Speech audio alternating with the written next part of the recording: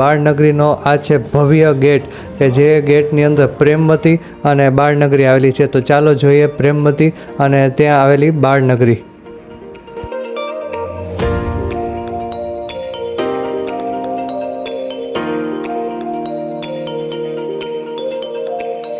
જય સ્વામિનારાયણ. આપણે દશાબ્દી મહોત્સવ જે ઉપલેટામાં ચાલી રહ્યો છે તેમાં અલગ અલગ વ્યસન મુક્તિના બાળકો તે અહીં તૈયાર કરેલા છે કે જે લોકો જે બધા ડોમ જોવા માટે આવે છે. અહીંયા પાછળ એક ડોમ આપેલો છે, ચડો દોડ દે બંધન.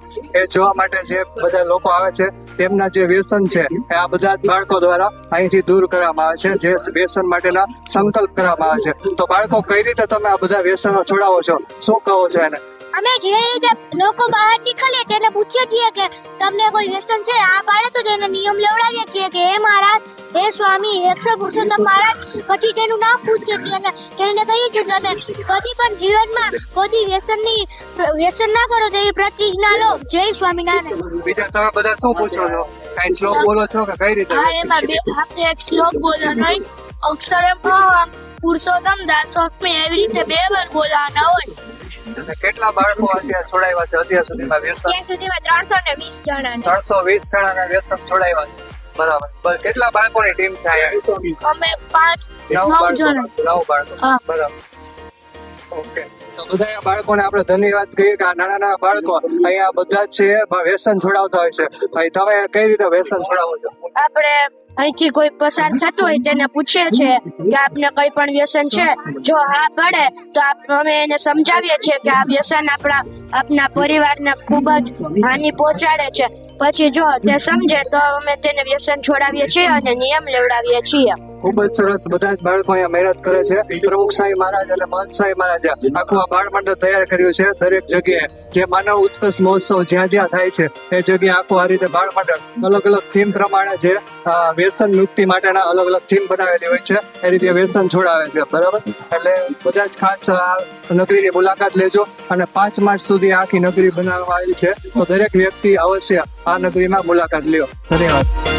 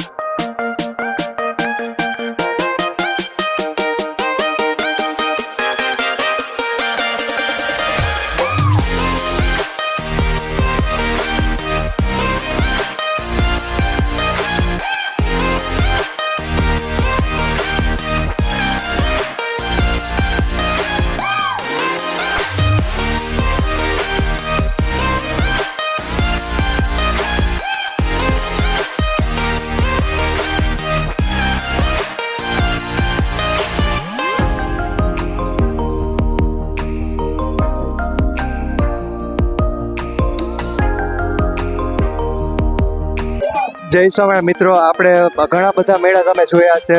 આ પણ મેળો એક બાળનગરીનો એવો મેળો છે કે જે ફ્રી ઓફમાં છે અને આખો માનવ ઉત્કર્ષ મહોત્સવ અને ઉપલેટા મંદિરના જે 10 વર્ષ પૂરા થાય છે ત્યાં આખી ભવ્ય બાળનગરી બનાવેલી છે. તો ચાલો ત્યાંના સંયોજક છે, અલગ અલગ બાળ સંયોજક છે, અલગ અલગ ક્ષેત્રમાંથી આવેલા, તો તેમની પાસે આપણે જાણીએ કે જે આ બાળનગરી છે તેનું મહત્વ શું છે અને કેટલા દિવસ આ બાળનગરી ચાલવાની છે. તો ચાલો આપણે પહેલા પ્રશ્ન પૂછીએ કે આ બાળનગરીનું મહત્વ શું છે અને કેટલા દિવસ માટે ચાલુ રહેવાની છે.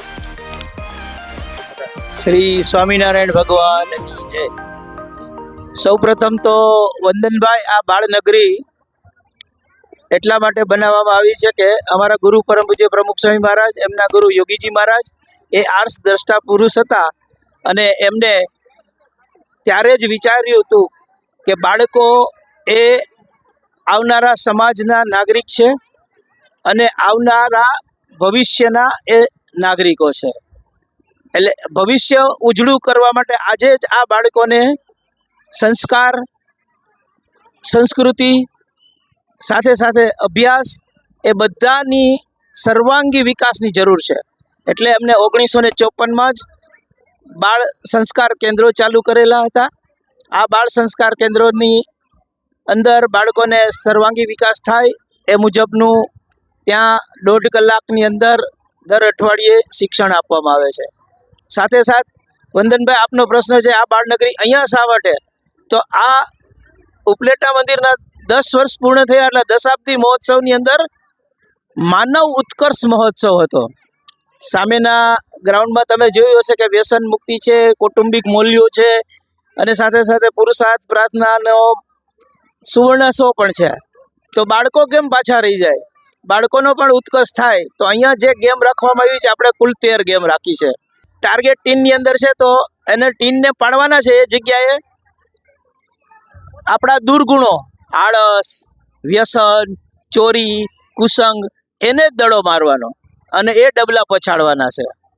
તો કેરમ જેવા બોર્ડની અંદર જે દડી છે તો એની અંદર છે ચતુર ચાલે સાવધાન. એવી ટિકટોક ગેમ છે જે શૂન્ય ચોકડી કહેવાય છે, બરાબર. અને પછી balancing the ball, balancing with bamboo, આવા જુદા જુદા પ્રકારના કન્સેપ્ટ આની અંદર રાખેલા છે.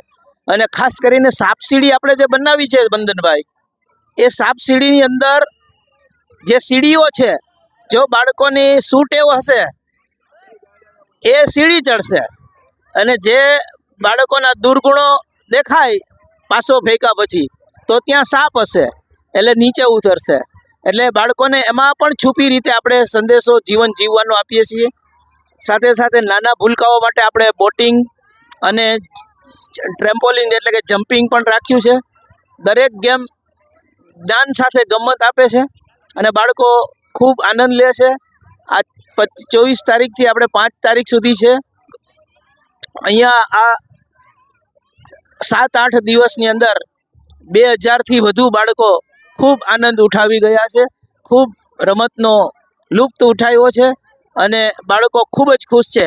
આપ જરા બાળકોના ચહેરા જોજો અહીંથી પાછા જતા વખતે. અહીંયા જે બાળકો રમે છે એ હારી જશે તો પણ એના ચહેરા ઉપર ખુશી હશે, કારણ કે એને કંઈક સંદેશો મળ્યો છે. જો અહીંયા પાછળ આપણે પપેટ પણ આપેલું છે, જે કોસ્ટ્યુમ આખું પહેર્યું છે. આવા ઘણા બધા આપણે બાળનગરીમાં રાખેલા છે. તો એણે પોતાને એટલી ગરમી સહન કરીને પણ જે 6 થી રાતના 11 વાગ્યા સુધી, 10:30 સુધી આ બાળકો માટે જે આનંદ થાય બાળકોને, એના માટે વ્યવસ્થા આખી કરેલી છે. તો ખાસ અવશ્ય આ બાળનગરીની મુલાકાત લો બધા જ.